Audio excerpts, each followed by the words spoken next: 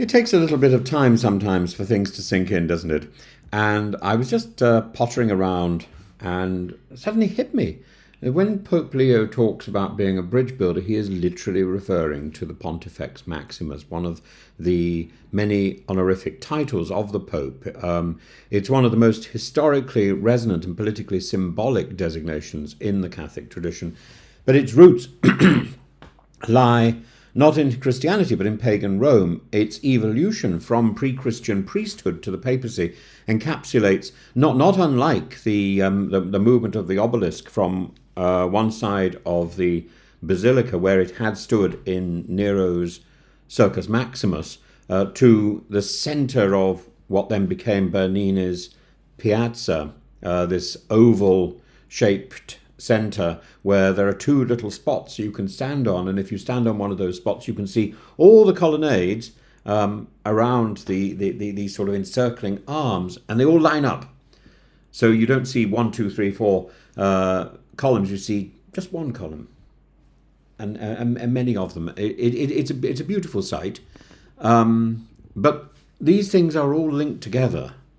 The Pontifex Maximus literally, it doesn't mean the great pope or the great priest. It means literally the greatest bridge builder. The term pontifex derives from the Latin term pons, which is bridge, and facere, to make, and possibly refers to the original priest's role in maintaining the sacred bridge over the Tiber, the pons sublicius, which only priests could cross for certain rites. And in Republican Rome, the pontifexes, or pontifices, were part of a college of priests responsible for overseeing the religious rites, the calendar, the laws concerning divine human relations, the bridge. And you get the same idea with the rainbow bridge in Norse mythology, the jus divinum. And the Pontifex Maximus was the head of this college, with significant religious and political authority. It was something that Julius Caesar was elected to. And notably, this role was not initially reserved for emperors, but over time, as the Republic gave way to empire, political figures co-opted religious authority to reinforce their power. And Julius Caesar, in 63 BC, was elected Pontifex Maximus and became, well before becoming dictator or imperator. And this move was shrewd. It gave him access to Rome's religious machinery, increased his popularity, and allowed him to influence public rights and the calendar. Though technically, I think the Pontifex Maximus was not allowed to touch iron, which would have made his warfare impossible. So he just ignored that. Octavian, Augustus Caesar, Caesar's adopted heir, inherited the title, institutionalized it as part of his imperial office. Octavian was very keen to adopt the name Caesar, and of course every emperor since then, and indeed the Russian emperors, adopted the name Caesar. It gave them all legitimacy. And from that point onwards, Roman emperors held the title of Pontifex Maximus, presenting themselves both political and spiritual leaders of the Roman world, a divine kingship of sorts. And after Constantine's conversion to Christianity and the eventual Christianization of the empire, emperors continued using the title even while Christianity displaced paganism. So it wasn't until the Emperor Gratian in 375 to 383 that a Roman ruler refused the title, recognizing that it was incompatible with Christian belief. And by then, the Bishop of Rome had already begun to be seen as the preeminent Christian in the West, so he adopted it. The papacy began formally absorbing the title by about the 5th century, when popes were not only acting as spiritual but moral and political leaders in the absence of the Roman emperor, who was over in Constantinople, modern-day Istanbul, negotiating with barbarians, mediating with emperors, and safeguarding the continuity of Rome itself. So Pontifex Maximus became one of the formal titles of the Pope, though its use has varied over the centuries. It still appears in inscriptions and in official papal documents. So, for example, Pontifex Maximus Benedictus the 16th.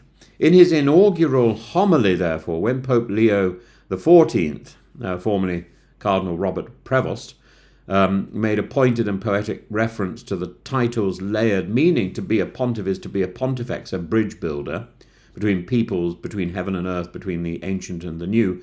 This is not mere rhetoric, it's modern Catholic thought. The Pope has Pontifex, which carries multiple resonances: a spiritual bridge between God and man in imitation of Christ, the true mediator; a diplomatic bridge between nations, as Vatican diplomacy plays a unique global role today; and a symbolic bridge between the Church's historic past and its future reforms, particularly relevant in the synodal age. And unlike the Imperial Court, where Pontifex Maximus consolidated secular and sacred authority, the papal use has been re-theologized. The Pope is not divine, but the servus servorum Dei, the servant of the servants of God. And the grandeur of the title now masks theological humility, or at least aspires to do so.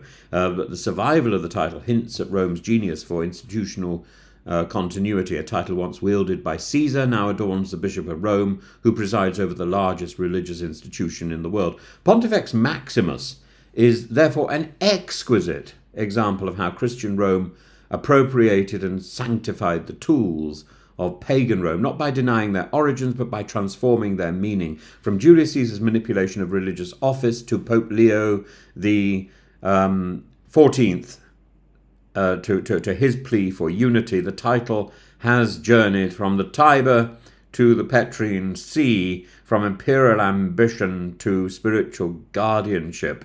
And I find it rather entertaining, and I can't imagine why it didn't strike me the other night. But there we are, the Pontifex and the Pontifex Maximus, the great bridge, and I hope Pope Leo will be a bridge builder. We need bridges being built, and we definitely need bridges being built between Russia and Ukraine, between Israel and Gaza, between India and Pakistan. And I think it would. So I was talking earlier today about Boris Johnson, who suggested that Britain was a bridge between America and Europe. I don't think Britain is likely to be a very effective bridge, but I think Vatican diplomacy might well do a little bit more, given the nationality of the new Pope.